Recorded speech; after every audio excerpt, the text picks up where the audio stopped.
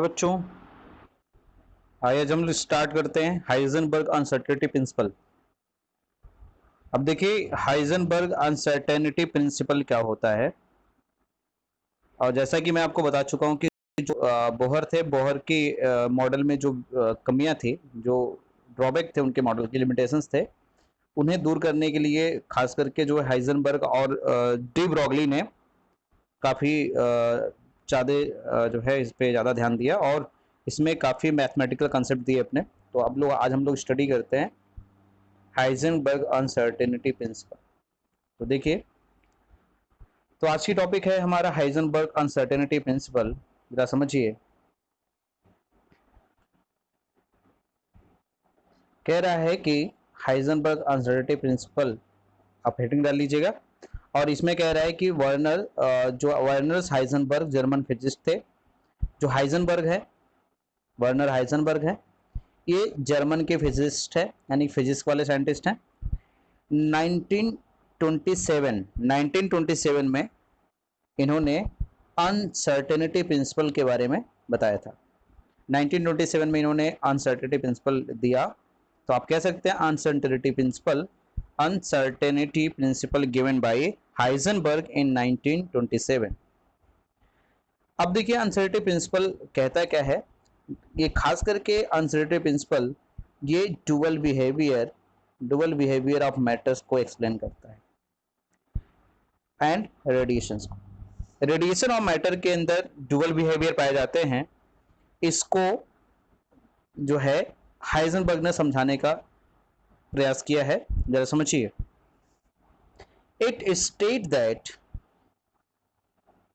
The impossible to determine simultaneously the exact position, exact momentum और velocity of an electron। इन्होंने कहा कि किसी भी इलेक्ट्रॉन का, कोई भी इलेक्ट्रॉन है, कोई भी मूविंग पार्टिकल है या कोई भी इलेक्ट्रॉन है, उससे उसकी पोजीशन और उसका मोमेंटम यानी कि उसकी वेलोसिटी दोनों एग्जैक्ट एक साथ डिटरमाइन करना पॉसिबल नहीं होता। अब देखिए, जरा आप याद करने की कोशिश करिए। बोहर जी ने तो कह दिया था कि जो इलेक्ट्रॉन की जो वेलोसिटी होती है वो डिटरमाइन की जा सकती है, लेकिन यहाँ पे कह रहे हैं कि जो वेलोसिटी है, ठीक है, और जो पोजीशन है, साइमल्टेनियसली दोनों डिटरमाइन करना पॉसिबल नहीं होता। ये कौन कहता है? Heisenberg.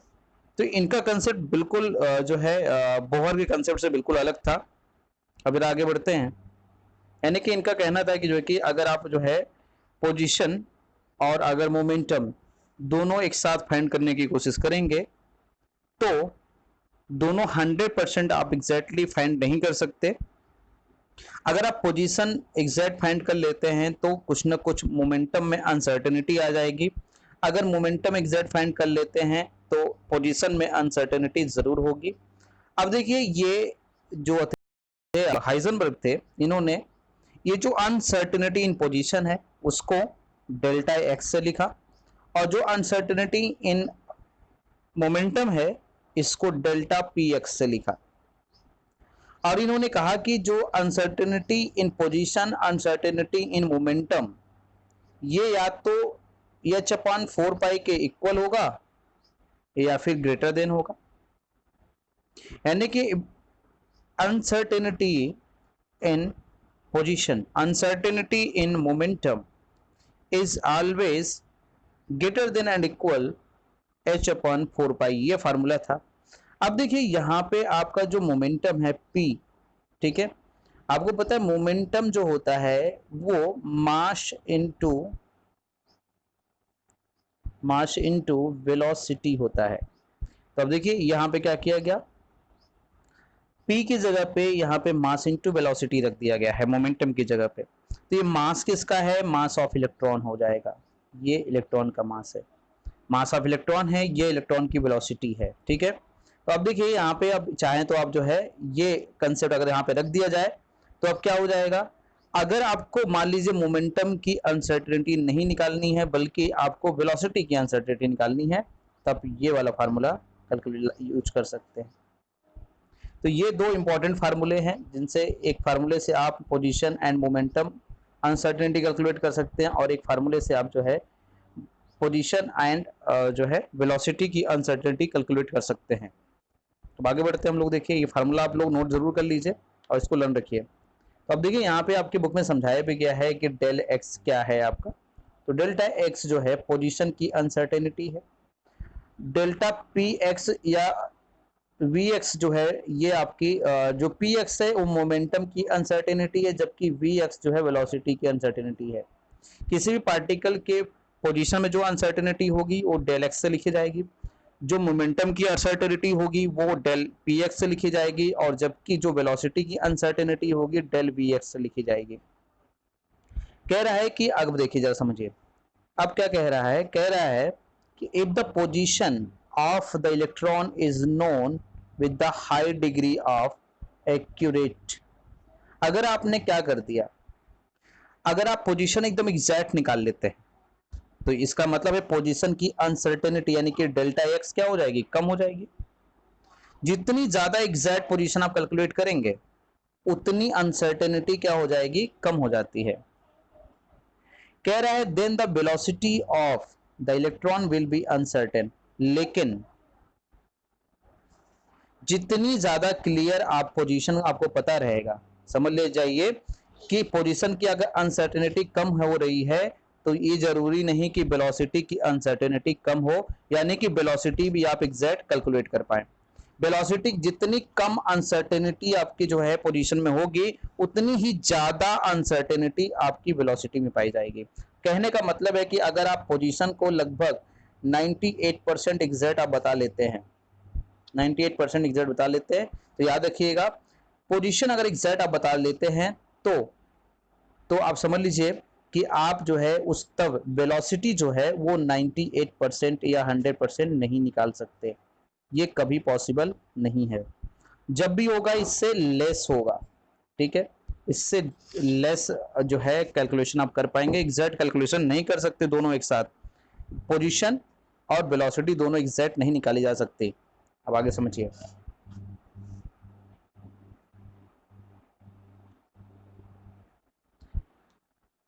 In other hand if velocity, अब समझिए ऐसे ही देखिए, अगर मान लीजिए आपने वेलोसिटी जो है एग्जैक्ट निकाल ली, ठीक है, तो आपकी वेलोसिटी की अनसर्टेनिटी कम हो जाएगी। लेकिन जब आप वेलोसिटी एग्जैक्ट निकाल लेंगे तो पोजीशन की अनसर्टेनिटी क्या होगी, बढ़ जाएगी। वेलोसिटी जितनी एग्जैक्ट निकालेंगे पोजीशन की अनसर्टेनिटी बढ़ेगी। कहने का मतलब है अगर आप एक्यूरेट पोजीशन निकाल लें तो वेलोसिटी में एरर जरूर आएगा, अगर वेलोसिटी एग्जैक्ट निकाल लें तो पोजीशन में एरर जरूर आएगा। इसका मतलब दोनों चीजें 100% एक्यूरेट कैलकुलेट नहीं किया जा सकता। Thus, if we carry out the sum of physical measurement, the electrons of the position and velocity, अब देखिए यहाँ पे if we carry out the sum physical measurement, the electron position or velocity outcome will be always depict the fuzzy blur picture। कह रहा है कि अगर आप कभी भी पोजीशन और वेलोसिटी किसी इलेक्ट्रॉन का निकालना चाहते हैं तो ठीक है, तो ये याद रखिएगा ये हमेशा एक ब्लर पिक्चर बनेगा आपका, यानी कि दोनों एग्जैक्ट कभी नहीं आ सकता, ये बात याद रखिएगा। अब आगे समझिए, the uncertainty principle can be the best understood with the help of the example. अब जरा आपका अगर आप समझना चाहते हैं इसको तो आप भी समझ सकते हैं। Suppose you are asked to the measure the thickness of the sheet of the paper and with an unmarked metal stick. मान लीजिए आप सोचिए कि आपको पोजीशन निकालनी है किसी शीट ऑफ पेपर की, ठीक है, सॉरी मेजरमेंट करना है किसी पेपर का, एक शीट आपको दे दी गई है और उसको आपको क्या करना है, उसकी थिकनेस उसकी मोटाई मेजर करनी है, और जिस स्केल से उसकी थिकनेस मेजर करनी है भैया उस स्केल पे कोई मेजरमेंट है ही नहीं, यहाँ पे कुछ लिखा ही नहीं है। तो सोचिए जब आपके स्केल पे कोई मेजरमेंट नहीं है, thickness of the sheet with unmarked metre stick, जिस मीटर स्टिक का यूज किया जा रहा है उस पर कोई मार्क ही नहीं है, ऑब्वियसली तो नो डाउट क्या होगा, the result obtain would be the extremely incorrect and accurate. क्या एक्यूरेट रिजल्ट आएगा, जब मीटर स्टिक पे मार्क ही नहीं है तो आप एग्जैक्ट मेजरमेंट नहीं निकाल सकते। तब उस मेजरमेंट का कोई मीनिंग भी नहीं होगा। तो कह रहा है in order the obtain any accuracy you should use to the instrument graduate unit smaller thickness to the sheet. अगर आपको सही मेजरमेंट करना है, ठीक है, तो आपको क्या करना पड़ेगा, एक ऐसा instrument graduate in unit smaller, छोटी से छोटी यूनिट वाला आपको क्या करना पड़ेगा, स्केल यूज करना पड़ेगा।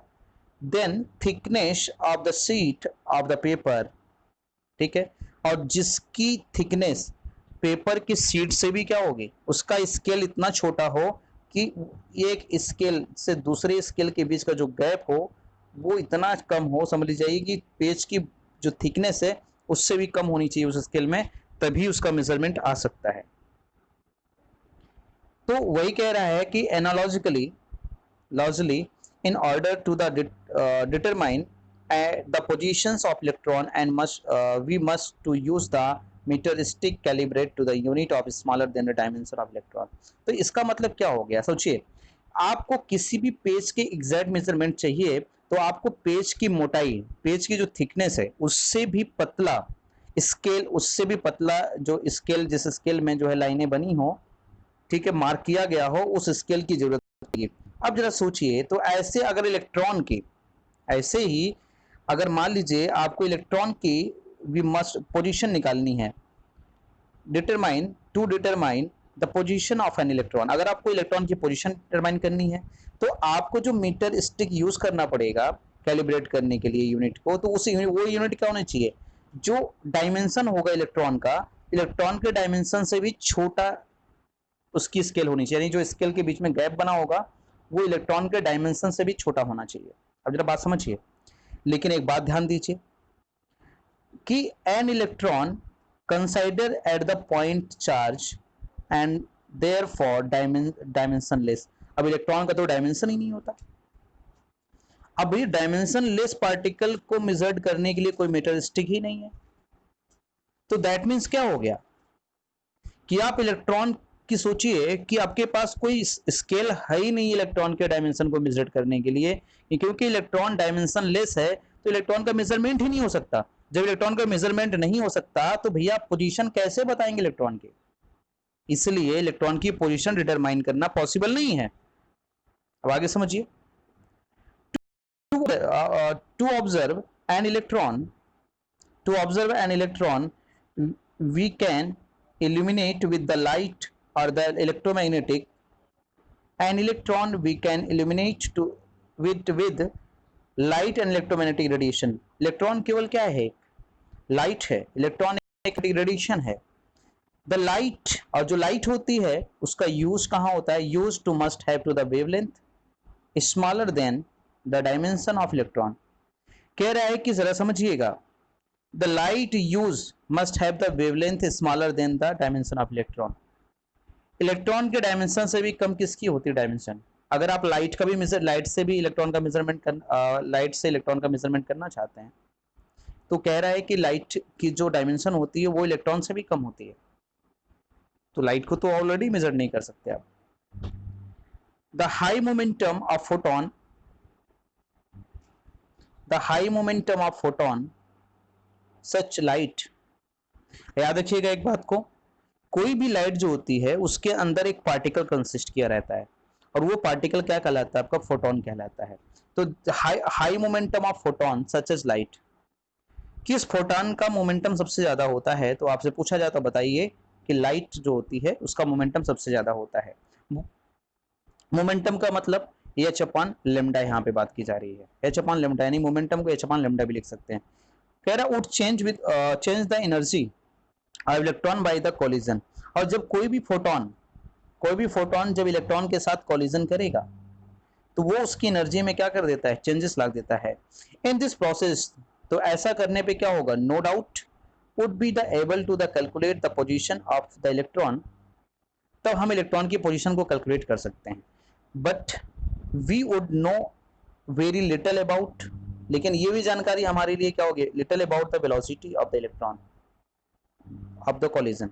लेकिन जब सोचिए जब वो टकरा रहा होगा, जब वो टकराएगा तो उसमें उस टकराने के पहले उसकी जो भी वेलोसिटी रही होगी, अभी क्या होगा, जब वो टक्कर मारेगा तो उस समय उसकी वेलोसिटी में चेंज आ जाएगा। तो हम टकराते समय एनर्जी ट्रांसफर होगी, तो उससे हम क्या करेंगे, अगर उसकी पोजीशन निकाल भी लेते हैं तो उस कॉलिजन के समय उसकी वेलोसिटी निकालना पॉसिबल नहीं होगा। तो अब ये बात दिमाग में बैठा लीजिए कि जो है कभी भी किसी भी मूव करते हुए इलेक्ट्रॉन्स का पोजीशन और वेलोसिटी एक साथ एग्जैक्ट कैलकुलेट करना पॉसिबल नहीं है।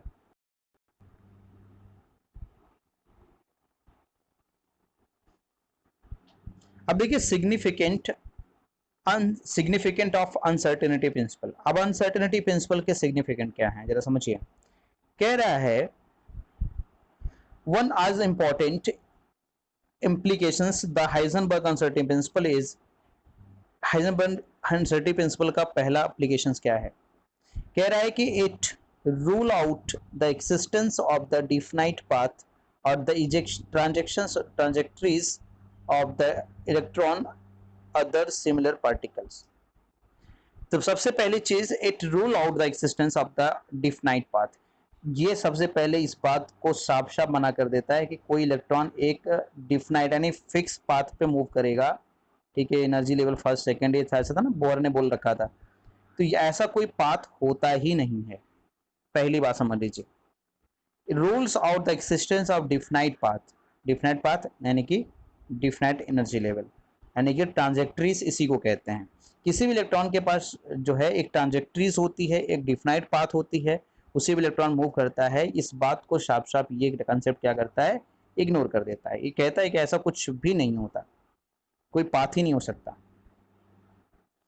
तो कह रहा है कि the trajectories of an object determined by the locations and velocity. क्योंकि किसी की ट्रांजेक्टरीज होती है ना, हम तभी डिटरमाइन कर सकते हैं किसी भी ऑब्जेक्ट की ट्रांजेक्टरीज, यानी कि जो उसकी ऑर्बिट है, हम तभी डिटरमाइन कर सकते हैं जब इसकी लोकेशन और उसकी वेलोसिटी, यानी कि उसकी पोजीशन और उसकी वेलोसिटी, ठीक है, एट द वेरियस मोमेंटम आपको पता होनी चाहिए। अब आपको तो पता है कि इलेक्ट्रॉन की जो वेलोसिटी है, उसका जो लोकेशन है, वो तो हम डिटरमाइन कर ही नहीं सकते। जब एग्जैक्ट लोकेशन 100% डिटरमाइन नहीं कर सकते, एक साथ वेलोसिटी और लोकेशन दोनों एक साथ डिटरमाइन नहीं कर सकते, तो हम उसकी ट्रांजेक्टरी यानी कि उसकी ऑर्बिट यानी कि उसका पोजीशन कैसे बता सकते हैं। कह रहा है कि if we know where the body is the particular instant of the time. अगर मान लीजिए आप ये बता देते हैं, इफ यू नो दैट, अगर हम जान जाते हैं कि body is at the particular instant, किसी समय पे कहाँ पे है, तो we also know it velocity and its force acting on it that instant, we can tell the bodies would be some time later। अगर हम ये बता सकते हैं भैया कि अभी जो है किस पोजीशन और किस वेलोसिटी से बॉडी मूव कर रही है, अभी किस वेलोसिटी से बॉडी मूव कर रही है और किस पोजीशन पे है, तो हम तो ये भी तब बता सकते हैं कि आप ही कुछ समय बाद बॉडी सम टाइम लेटर कहाँ पे होगी, ये भी बता सकते हैं तब तो हम। We therefore conclude that the position of an object and its velocity fix its trajectories। याद रखिएगा, अगर आप किसी की ट्रांजेक्टरीज आप तभी बता सकते हैं, यानी कि उसका ऑर्बिट आप तभी बता सकते हैं, एनर्जी लेवल तभी बता सकते हैं आप, उसका फिक्स पाथ आप तभी बता सकते हैं जब क्या होगा, उसकी पोजीशन किसी ऑब्जेक्ट की और उसकी वेलोसिटी दोनों फिक्स रहेगी, तभी ऐसा हो सकता है। लेकिन ये दोनों पॉसिबल नहीं होता है, फिक्स नहीं होता। तो ये आप जो है ऑर्बिट कैसे फिक्स कर सकते हैं। Since for the subatomic object such as the electron is not possible. Since for the, ये चीज इलेक्ट्रॉन के लिए या इलेक्ट्रॉन के जैसे जो पार्टिकल्स होते हैं उनके लिए पॉसिबल नहीं है। इसका मतलब है कि आप अभी जान जाइए, अकॉर्डिंग टू हाइजेनबर्ग, किसी भी एटम में जो इलेक्ट्रॉन होते हैं उस इलेक्ट्रॉन को रोटेट करने के लिए ऐसा कोई पाथ नहीं होता, जैसा कि बोहर ने आपको समझाया था। अब आगे समझते हैं।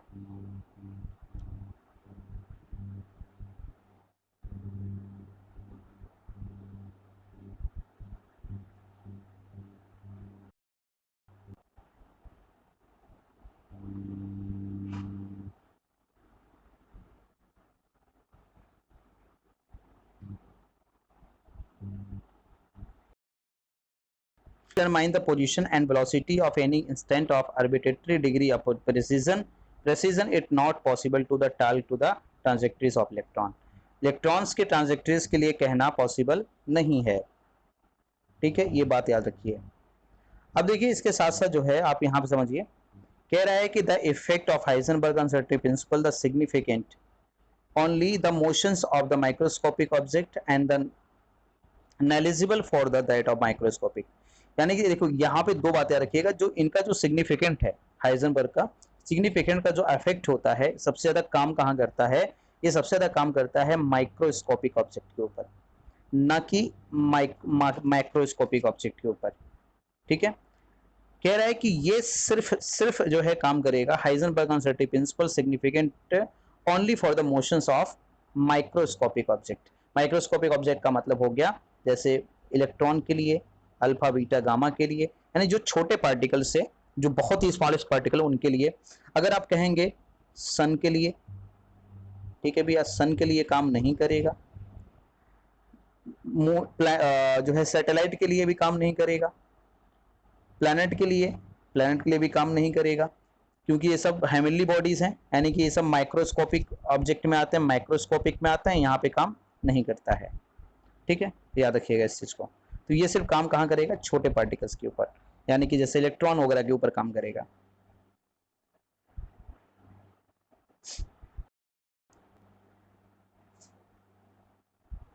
अब एक बार मेरे पढ़ाने के बाद फिर से आप एक बार जो है इसको जरूर देखें। अब देखिए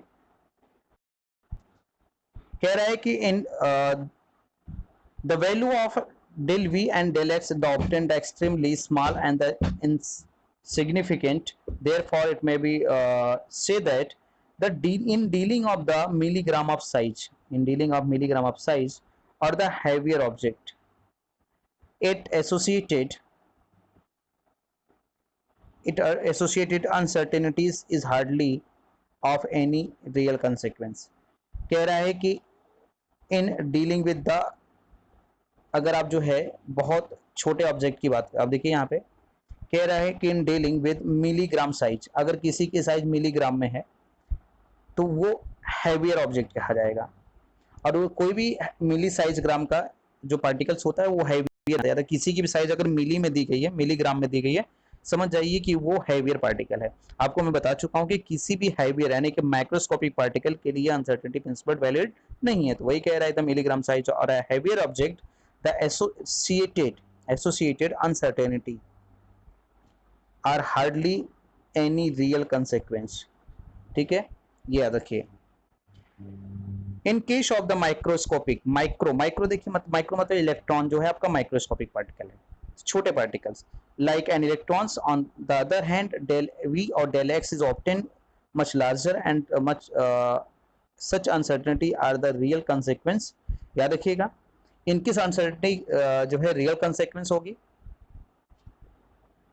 और जो है इनके, यानी कहने का मतलब है इनके बारे में हम जो है चीजें एग्जैक्ट काफी डिटरमाइन कर सकते हैं। तो यानी कि आप ये कुल मिलाकर के बात याद रखिएगा कि जो है इलेक्ट्रॉन या इलेक्ट्रॉन के जैसे जो पार्टिकल हैं उन्हीं के लिए हाइजेनबर्ग अनसर्टेनिटी प्रिंसिपल वैलिड होता है।